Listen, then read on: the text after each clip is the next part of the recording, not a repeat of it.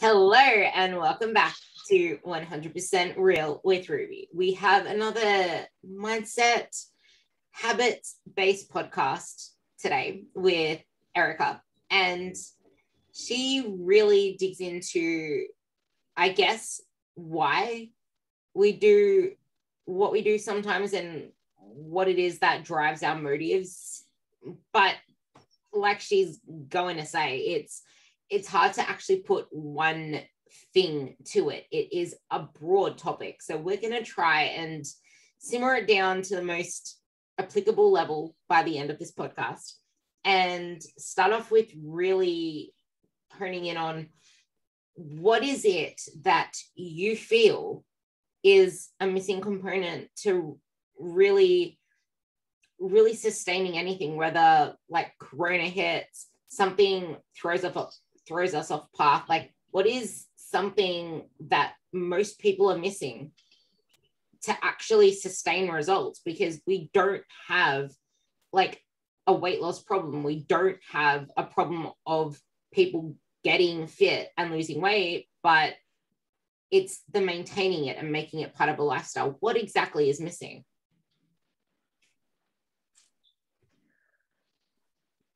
That's a really good question. I don't think there's a single answer, but I do think there are some factors that if people can nail from the very offset, it would be very helpful in maintaining results.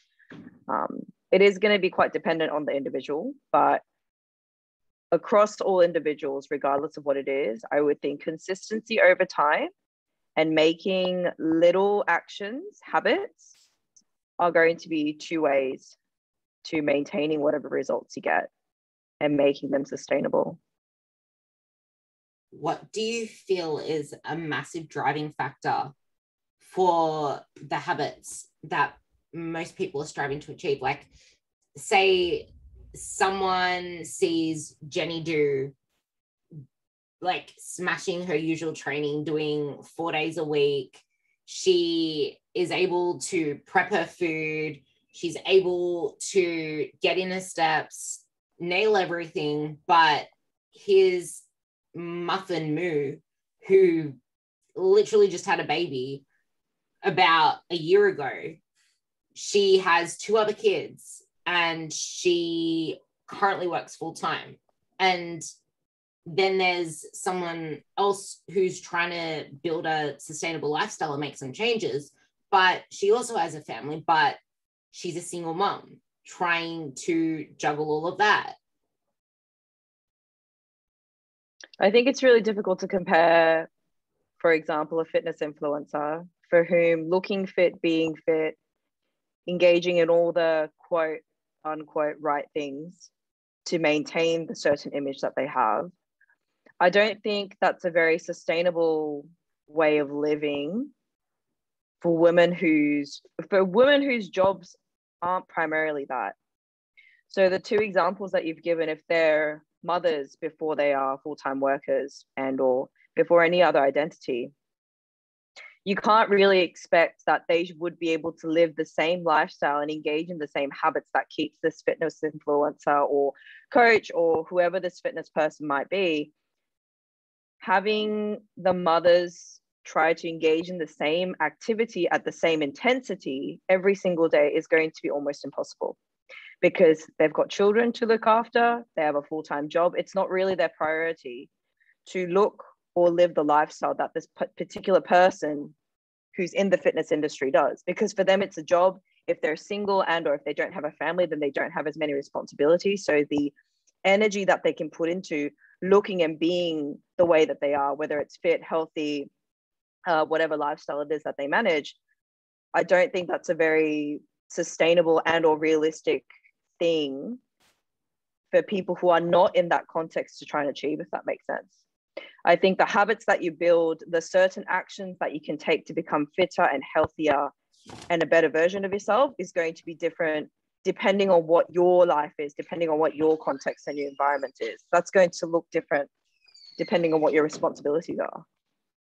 And this is such a big thing that many people are missing. And this is the one thing, pretty much, in my opinion, that is holding a lot of people back. We're comparing ourselves to what other people are doing and how other people are approaching fitness, approaching food. We're trying to see what other mums are doing. We're trying to hold ourselves to other people's standards, other people's expectations. And then that leads us to put unrealistic habits, unrealistic goals, unrealistic expectations on ourselves, which only leads us to feel like a failure. And this kind of ties into the past posts that I have done on the whole fuck it mentality, where you may have a little lapse and then say fuck it. And then that can lead to a yo-yoing effect.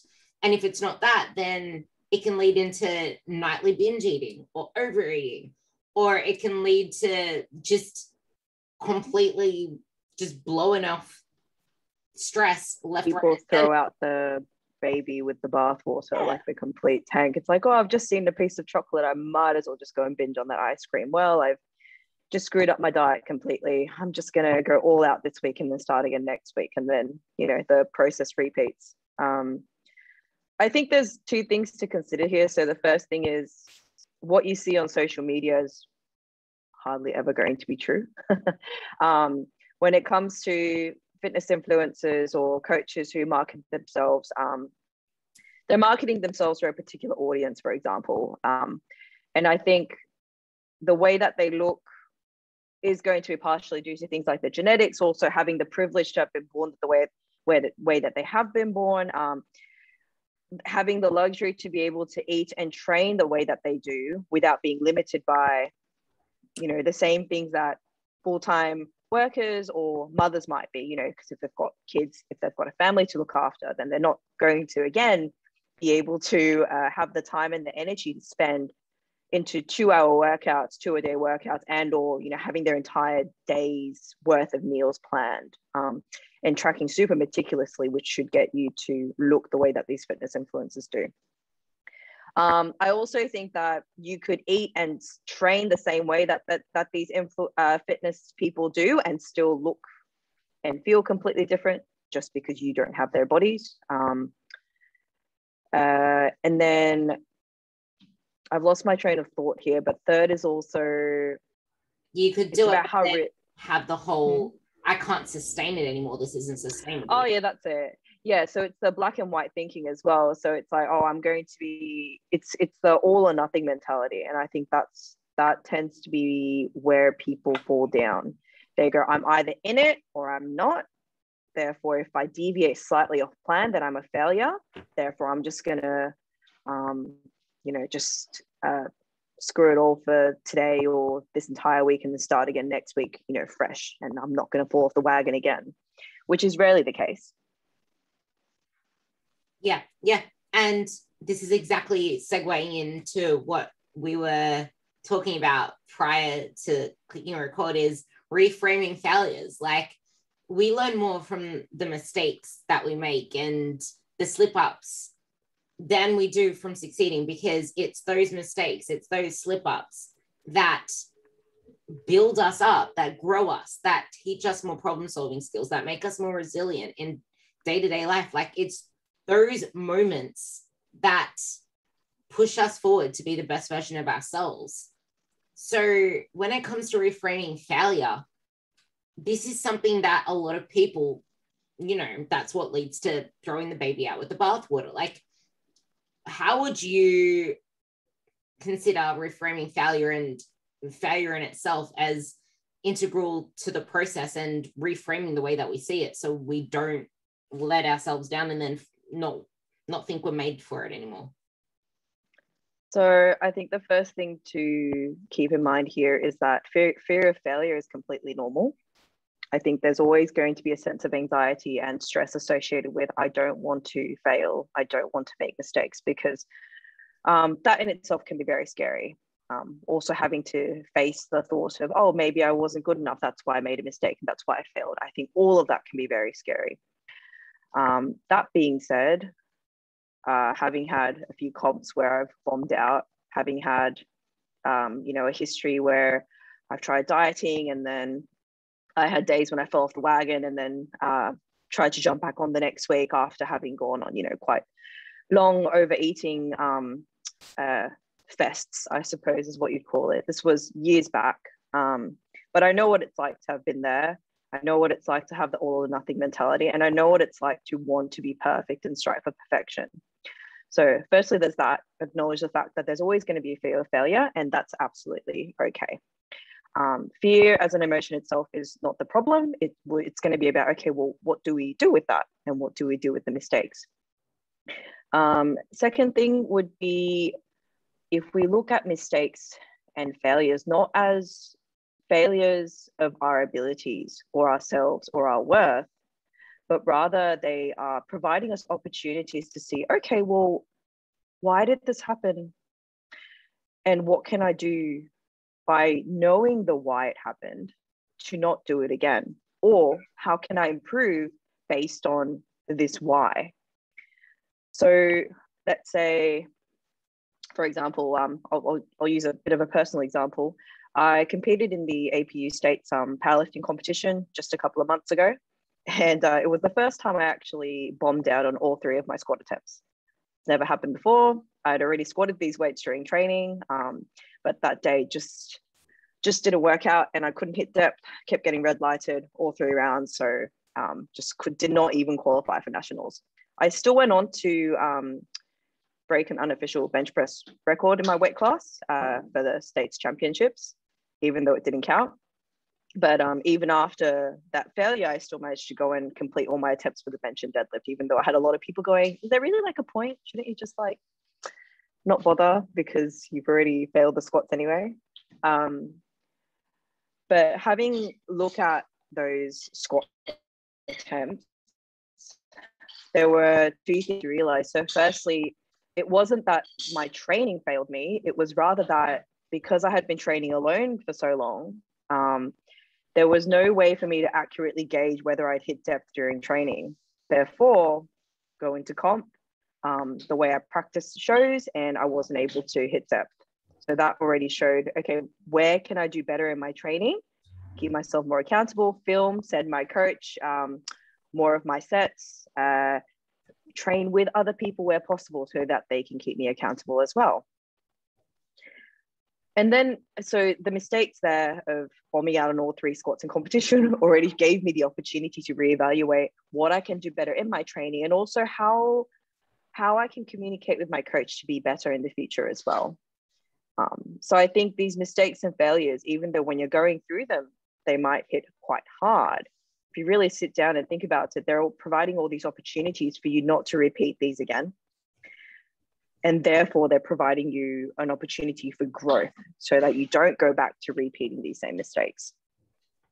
If we look at this from the context of food and overeating and relying on food as an emotional crutch, I'd like to also preface this by saying relying on food as an emotional crutch and turning to food for comfort in itself is not something that people should feel bad or guilty or shameful for. Sometimes, if that's what your body needs, if that's the only way you can cope, it's what happens. Now, if you're one of these people who, again, in the food context, you feel that you're failing every single time you have a little bit of chocolate, or you deviate off plan, or you feel like, having like I hate using this word, but like cheat meal makes you feel guilty, and you go on these really big overeating junk food binge fests after, thinking, well, I've already eaten a bit of that chip or eaten a bit of that burger, I might as well just, stuff myself to the point of fullness and then start again tomorrow. One thing, I think 2 things that might help would be journaling. Journaling is actually an activity you can actually engage in to firstly reflect on, okay, well, what was happening in the moment leading into this overeating or me turning to food for comfort? What were the preceding events? How did I feel during, before, and after? So journaling would be a really good one. Journaling also allows yourself the opportunity to reflect on these mistakes and failures so that you're less likely to think of them as, oh, well, I failed and I'll never be able to lose weight. I'll never be able to have a healthy relationship with food. I'll never be able to be healthy. This is where I'm always going to be. I think looking at these mistakes as opportunities for you to reevaluate, okay, well, why did this happen? what can I do to not repeat these mistakes again? Is it turning to a loved one for comfort? Is it getting a coach to help me with my training and my nutrition? Is it going to see a psychologist to work through why is it that when I'm stressed, when I'm emotional, I do these behaviors? I think all of that will help reframe what these little slip-ups might be and make it less likely for you to fall off the wagon again in the future. Something else that I want to say journaling helps with is the art of visualization.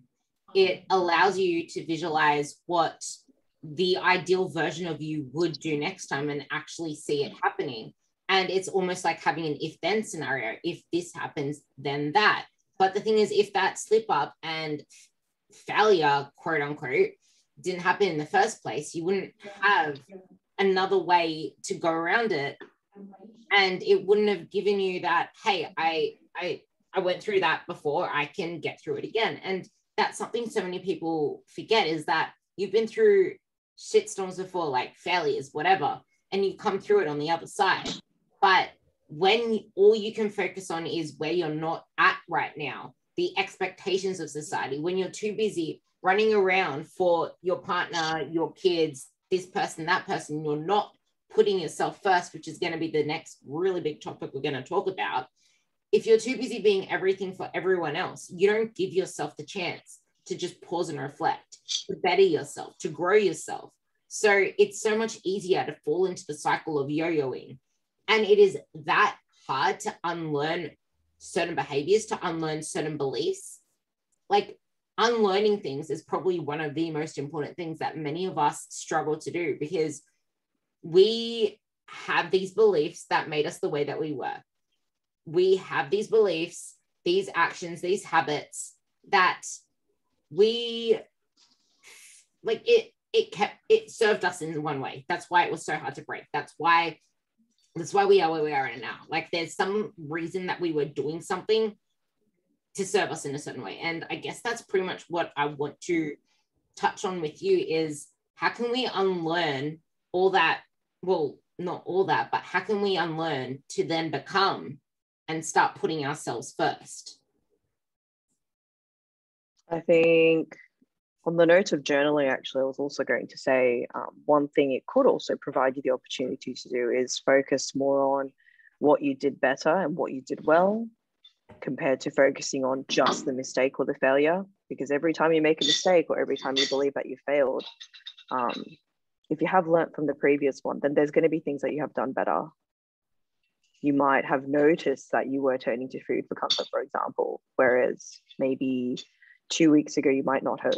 So it's that increased awareness of the self, and also increased awareness of, okay, like noticing how you're improving and how you're learning from the previous mistakes and failures as well. In terms of how can we unlearn, I would highly recommend that if you have any,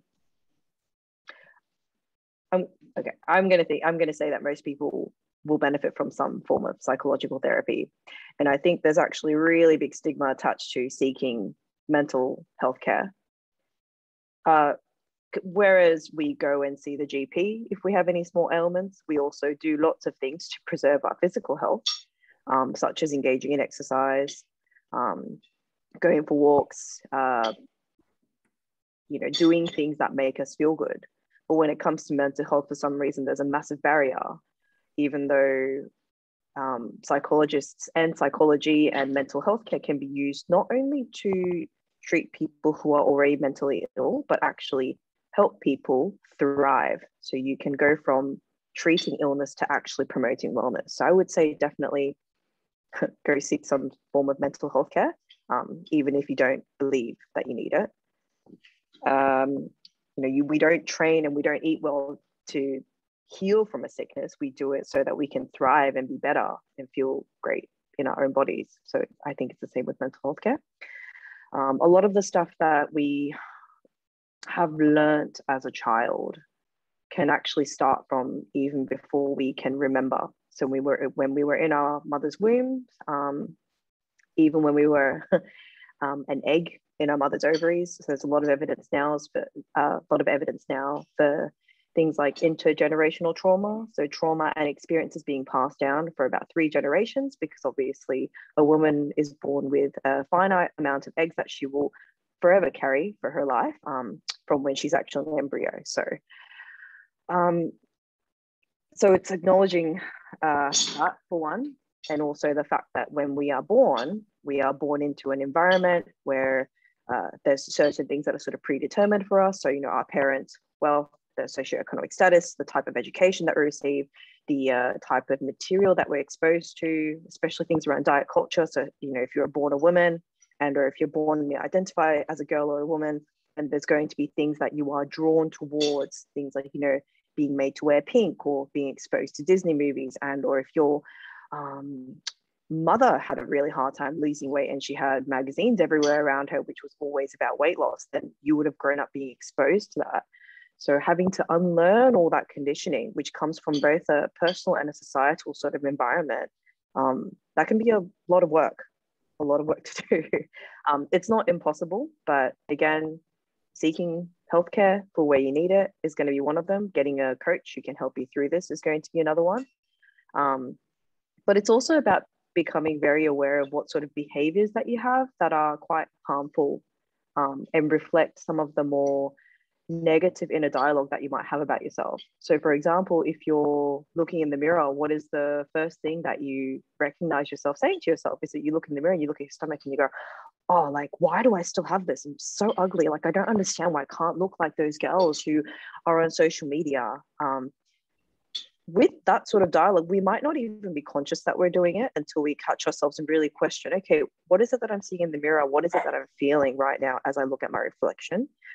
So that sort of awareness and questioning of how am I talking to myself when I see my body and when I'm moving around in my body, I think is going to be one of the first steps to unlearning some of the conditioning that we have that has led us to be very negative about our bodies and self-image.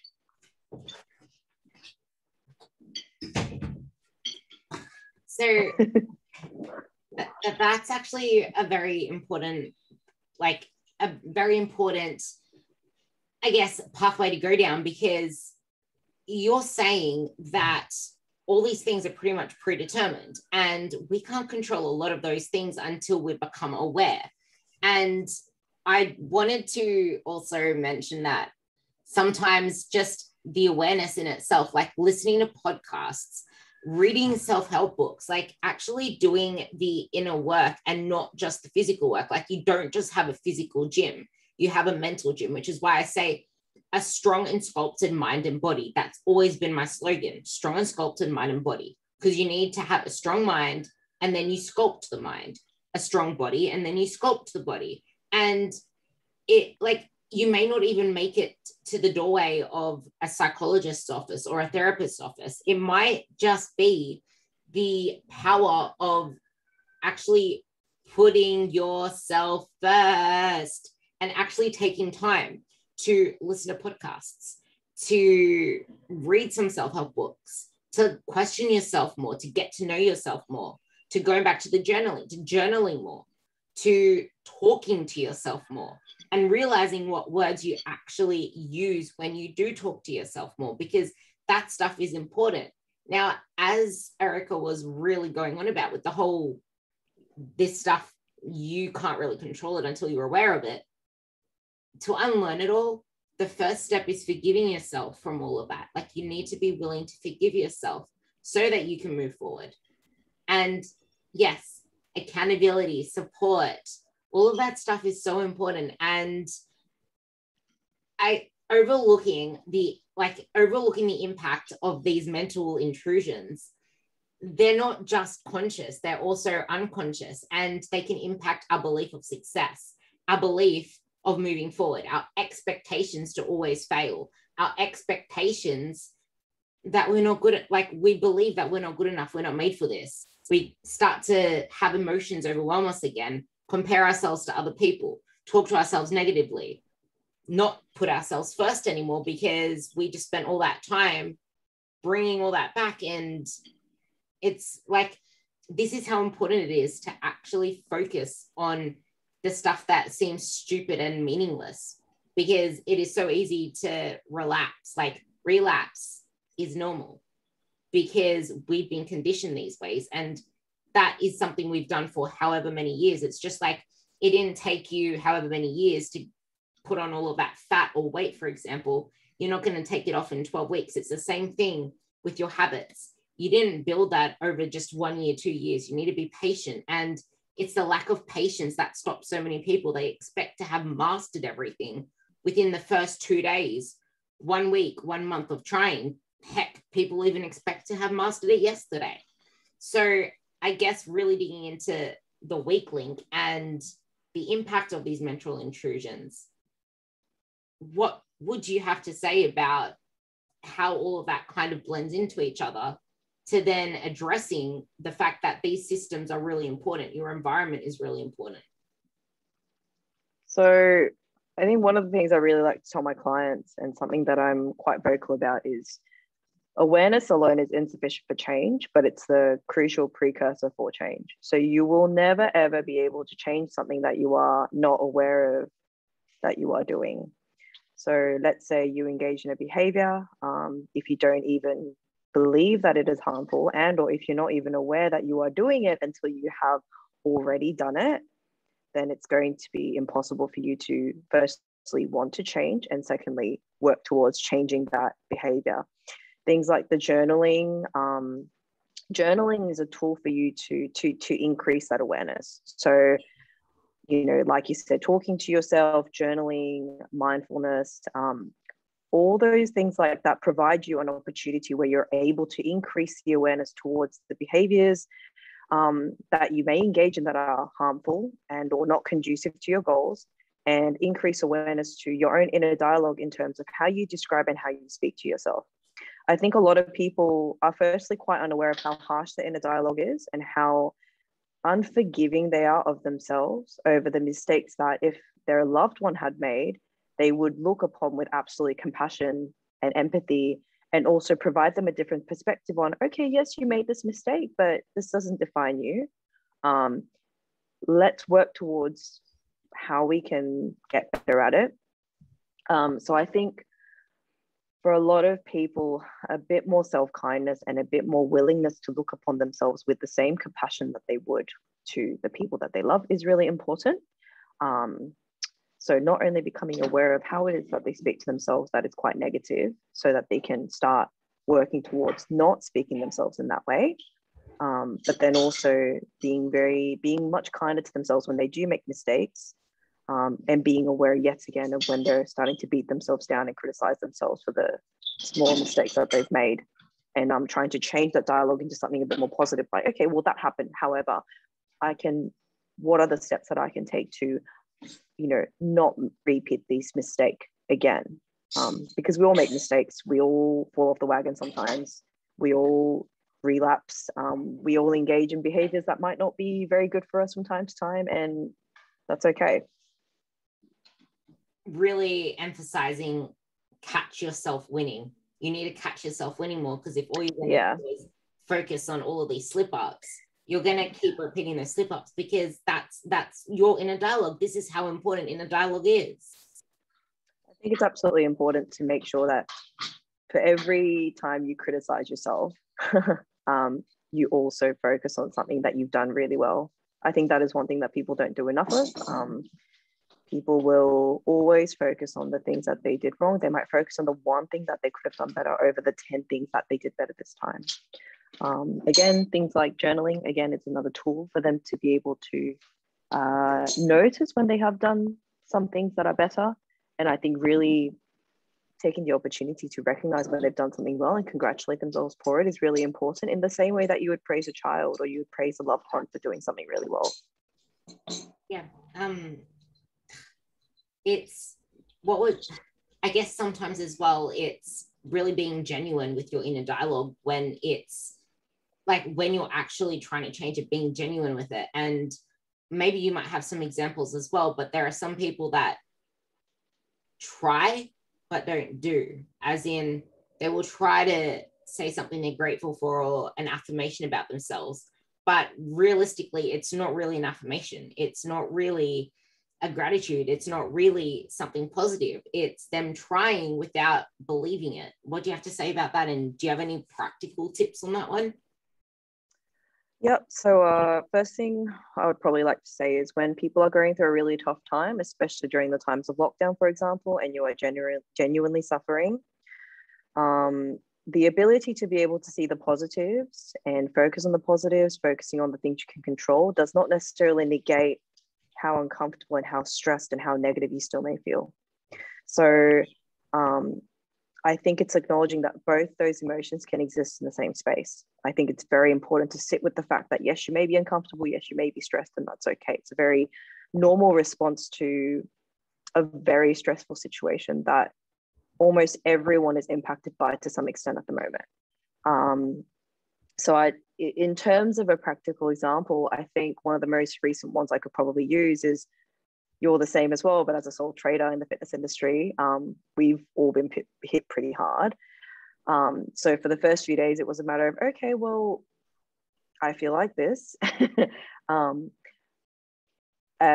can I do to not necessarily make myself feel better, but what are some of the actions that I can take that will help take the focus away from everything is really crap and stressful, because that in itself is not going to change. Me sitting there feeling really sorry for myself, feeling really crappy, and also feeling really worried for my other friends who are also in the fitness industry and all the other small businesses, and also worrying about the fallout of this. You know, we can probably do this for a very long time, but it's going to be the burnout and how we're going to manage after, once gyms do reopen and once, you know, the restaurants can operate again, things like that, etc. So very future oriented worry. What are some of the things that I can do in the present that can help with that? I think I recently made a post about this, but I think there are 3 steps that can really help change how to approach this stressful situation. So first thing would be to really notice and even physically note down, such as journaling, even one thing that you have and are grateful for every day. So I found that as the restrictions got worse, I would sit down at the end of the day and notice certain things. So I had the opportunity, for example, to help and interact more with some coaches and athletes and friends who I otherwise don't see, because we're sharing the park, sharing this public space where we can provide training equipment and share this experience together. So that sense of community was something that I found I really appreciated. That was one thing I was noticing I was being grateful for almost every day. And then there were also the moments that had passed, the moments that were before the restrictions came in that I found I was being grateful for as well. So my sister and I had the opportunity to visit my dad, who's outside my 10-kilometer radius, the day before the restrictions got worse, to decrease the radius to 10 kilometers, and you can't go anything outside of that.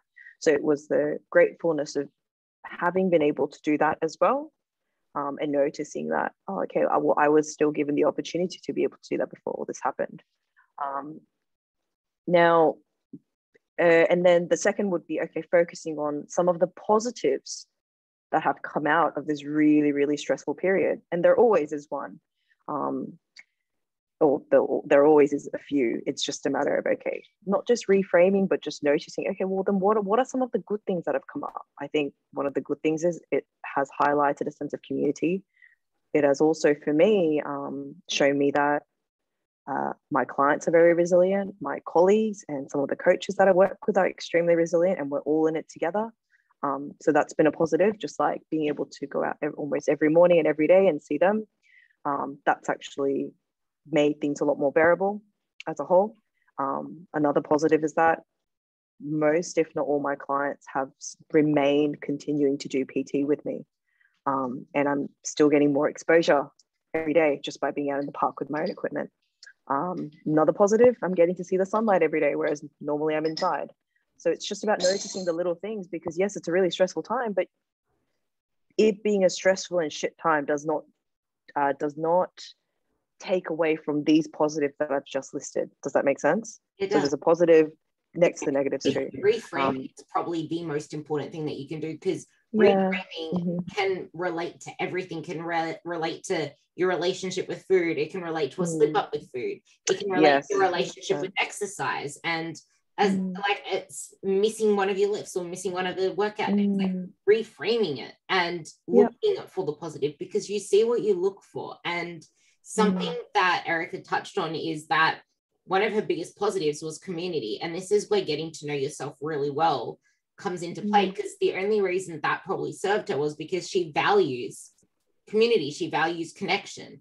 We need to know what our values are and then ask ourselves, what is it that I can do, that I am in control of, that can make me feel this way, that isn't going to the gym, that isn't doing what I used to do. Like, you want to still elicit similar feelings to those that you used to get from things that you obviously can't do anymore. And it's like your environment is really powerful in pushing you forwards to that. So one last thing I really wanted to touch on in regards to that is relationships and toxic relationships, because like you can make all of these changes within yourself. You can get the accountability, forgive yourself, move forward. But if you're still in an environment and toxic relationships, but if you're still getting put into an environment or letting toxic relationships and negative people around you still affect you, it's stopping you from moving forward, regardless of how much you want to change. You might want to change and start to actually feel better, start to keep making progress, to feel motivated to do this, that, and the other. But then as soon as you're back in this environment, this can even be work, which is probably something you can't change. Like when people have that whole work environment that they're constantly getting put into, it's kind of pulling them back like an anchor. So just before we move on to that one, in terms of actually practical tips, because this could still work for the reframing the mindset as well. Firstly, yes, focus on the positive. So I would say for every negative thing that you come up with, whether it's about your own body, about your food, about the mistakes that you've made, try to think of at least 2 to 3 positives next to that single negative, because there will always be something. Second would be focus on the things that you can control. So like I said before, we can't control how long the lockdowns go for. However, we can control whether, we still go out there and try to provide for our clients. With my clients, they can control like how much exposure to the sunlight and how much training they're getting in. All of those are little things that we still can control in a very seemingly uncontrollable situation. That being said, life in itself is uncontrollable, really. It's always uncertain. So, and then I think in terms of what you've said now, in terms of the toxic relationships and the environment, I think there's a saying, you become most like the 5 people that you hang around with, right? And I actually really, really do believe that that is true. If you're the only positive person amongst 5 other negative people who see the negatives in every single positive scenario that you bring up, that's going to bring you down. I think the one thing I tell my clients, one thing I'm very mindful of as well, if when someone comes in for a stretch road training session, is that this is 1 hour out of the 24-hour day that they have, out of the 7 days of the week. So you could come into the gym, do all the right things for an hour. You could eat the right thing for 1 hour of your day. But if you go straight back into the toxic, stressful work environment that you have at home, and or if you're in a abusive home environment where you don't feel safe, the 1 hour at the gym is not going to do as much as it could if you're in an environment that was conducive to your goals and your health as well. That's actually perfect. It's spot on. I love it. So I guess to sum it all up, I am going to kind of tie in what she said before into a practical example of 2 women who are, once again, massively self-critical, want results yesterday, want to start seeing results. It still negating the whole feeling and all the other aspects of progress that come into it, because all they want to be is be a master already be able to find it so easy, already start seeing results when they're pretty much just trying to stay consistent and break these bad beliefs. But that hyper focus on the critical self-talk, on wanting results yesterday and just focusing on the seeing of the progress, what would you give them as practical tips to break the cycle? When you say that they're self-critical, is it that they can't, like, they keep focusing on the negatives and they can't focus on like the progress, whereas you can see the progress? Yeah, what they can't do, how how hard it is for them, all the stuff that is self-deprecating. Like, I just want to lose this belly fat already. I just still have this belly fat already, or everything is I can't, or I this, or they're not focusing on where they're going and being patient with the process because they're too busy putting themselves down for what they're not. I would think one thing that really tends, I think there's two things that tends to help. So first thing would be when they chat to you, for you to help them keep log of their own progress, whether it's the weights that they're lifting, the quality of their form and their movement, how they're feeling, so the progress that they've seen here. So a lot of the time, like I've seen this with my clients as well, where they PB on a deadlift or a bench or their squat and their movement patterns are so much better and they're lifting 10 kilos more than they used to. They step on the scale and they're like a kilo up and they're like, oh, why am I even bothering to do this?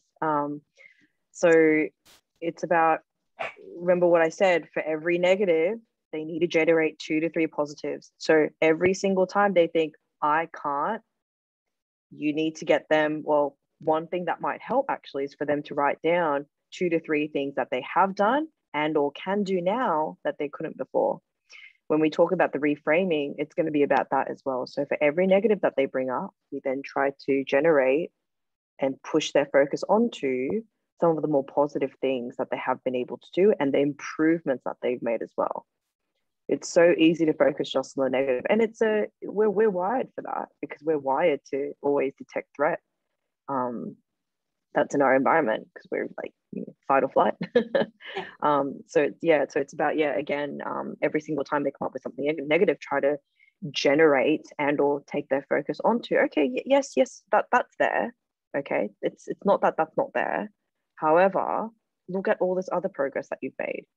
This is even more important than this. That's a perfect place to land it, because when you start focusing on all of those positives, it's so much easier to feel the progress, to enjoy the process, and that's when it actually becomes sustainable. It's like people come to me wanting to lose fat, wanting to look like this person, wanting to have this body, wanting to lose all this fat. Like, it's all focused on exterior. But what they don't realize is that once they actually trust in the process, once they actually trust in themselves, trust in me, their coach, and just do the habits, just do the things and stop trying to make simple shit complex, it's almost like you forget that you're chasing these like number goals now, because you are becoming the person. It's like, why do you want to look like that? Why do you want to have that number on the scale? It's to make you like elicit a feeling that you think is going to come from that. But once you actually let all of that go, it never becomes about the weight anymore. It never becomes about what's on the scale, what your body looks like, because you're starting to feel all of those things because you're letting yourself feel it. But if you're going to keep self-deprecating, you are never going to be able to feel happy or satisfied or accomplished on the way to your end goals. And I think a lot of these people who are quite self-deprecating, one thing to keep in mind might be a lot of the criticisms that we tell ourselves sometimes aren't criticisms that we tell ourselves. It's things that we've been brought up being told, whether it's by our parents, our primary caregivers, and or teachers, or by society as well. So I think in this case, it really, really is important that for every deprecating thought that they may have, they should generate something that they really do like or has been a positive thing about themselves. No one is going to be able to, the thing is, you could have the most perfect body, most perfect anything, and society will still tell you that it's not good enough. Society and the beauty industry and the fitness industry doesn't really work when the only way it can succeed is when people feel bad, because then when people feel bad, they will then invest money into trying to make themselves feel and look better. But even then they get told that it's not enough. I do think that the effort, the energy, the money that you invest into getting a good coach, learning how to move your body properly, feeding your body well, and training really hard for the purposes of health, and then being able to see and be really, really comfortable in this body that is your skin. So I always talk about how the body is the house that you'll live in forever. It's the clothing that you wear every day.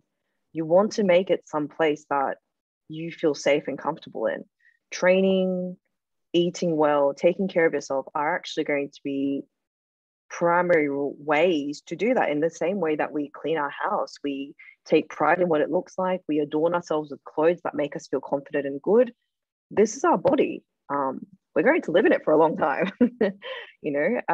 So, and that's the thing, our body can look a certain way and we might really love it, but society might tell us it's still not enough. So why are we trying to fit ourselves into what society wants us instead of how we want to feel? How we feel in our own bodies is the most important, because that's the one that we carry. You just have to be good enough for yourself. And I think when it comes to the mothers that we've spoken about before, where, it's really hard to put themselves first before their children and before their work or whatever other responsibilities that they have to understand that when they're, eating well, training, the hour that they spend that, where they do that with your clients as well, that is an hour that they're investing into the house and the clothing that is their body. It's not for anyone else, but by taking care of themselves, they can also be better carers for the people that they have the responsibility to, right? Yeah. And you don't realize all of that stuff if all you're doing is focusing on everything that you're not, like you're not moving out, you're not looking around you. And that's so perfect. It's the perfect, we ended this chat way more powerful than we started it, and you got all those positive ways of moving forward and shifting your focus, because that's what it's really all about. Just like lockdown happened, we had to shift our focus from what we knew. Just like when anything happens and it takes us away from our usual routine, it's a matter of pivoting. Just pivot and reframe the way that you see things if it is not serving you. Don't allow something to live in your head if it's something that is not serving you. So I guess think it's also, that's the thing too, like if you're really stuck inside and you're stuck inside your own body and your head and it's not a nice place, it can be really difficult to turn that around, but it's not impossible. It just requires the willingness to want to change that and want to see the positive things. Again, being able to see the positives doesn't mean that the situation in itself isn't stressful. There's always going to be that, because there are so many things about this that we can't control. But there are also a lot of things that we can control, and that includes how we feel.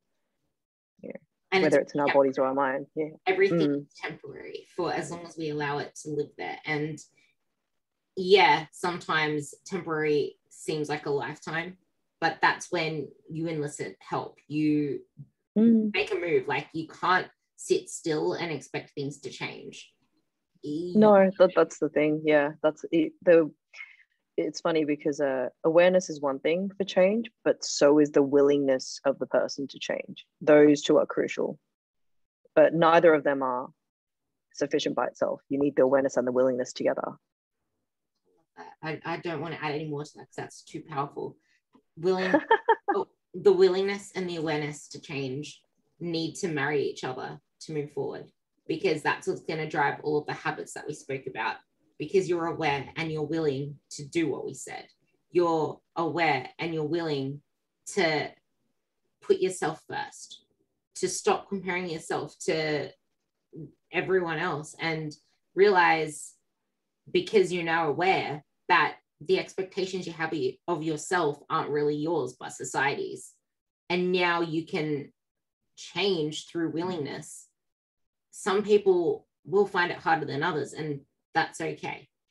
So I guess that's a really good place to leave this, and I will put anything else in the description box below. I will link Erica's her Stretch with E Instagram down below as well, because she talks all things mindset, movement's medicine, all the things that aren't just the physical, but the mental as well, because there is so much to becoming your best self. And it all starts with you being aware of, I need to change, and then being willing to change. But then you need to have the tools. And that's where all these different resources come in: a coach, a book, a podcast, a therapist. You just need to make the change and move. Thank you, and see you on the next episode.